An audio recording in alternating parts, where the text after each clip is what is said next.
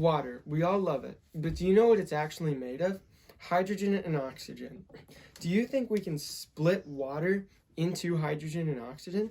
Well, that brings us to the question of the day from Jerry from West Vermont, who asked, can you use a 12-volt car battery to split water into hydrogen and oxygen and burn it?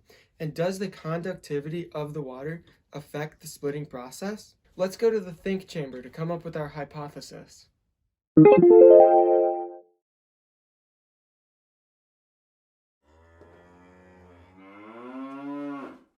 Now that we have our hypothesis, let's go to Science Sally to test it.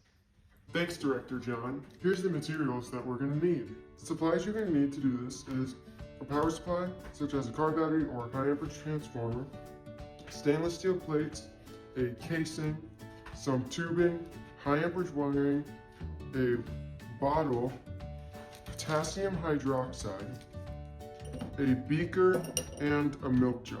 Now let's talk about our process. Fill your water splitter case with distilled water, then put the stainless steel plates in and screw the cap on until it's airtight. Connect the tube from your water splitter to your check valve, and then bring the check valve tube over to the milk jug.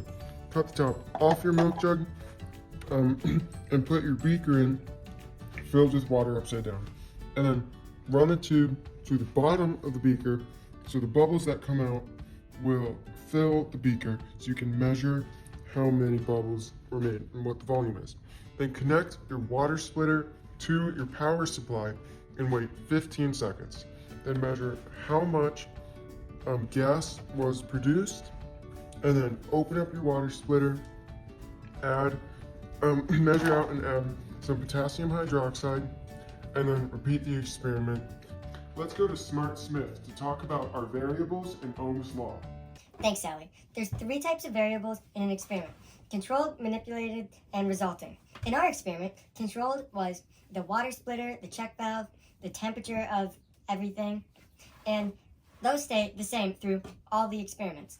Then the manipulated is the amount of potassium hydroxide in the water, which changes the conductivity of the water. And that was the only thing that was changing between the experiments. And then our resulting was the volume of gas in the beaker. Ohm's law is I equals V over R, which means I equals amps, V equals volts, and R equals resistance in ohms. Back to you, Sally. Thanks, Smart Smith. Let's get into our experiment. Always remember to ask your parents before you do this and get the proper safety supplies.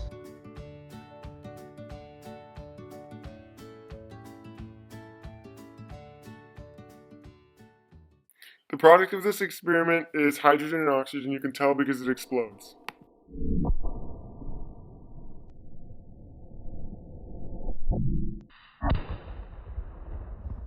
I'm going to send Smart Smith our data. Let's see what he thinks about it. Thanks, Science Sally. Let's look at the data. Very interesting. Let's talk about it. Water is H2O, and water doesn't burn. But H2 and O2 does burn. So we need to convert water, which is H2O, into H2 and O2. One way we can do this is by using electrolysis, which is taking 2 charged plates connected to a battery and putting water between them, which then the charges of the plates pulls the water apart into H2 and O2.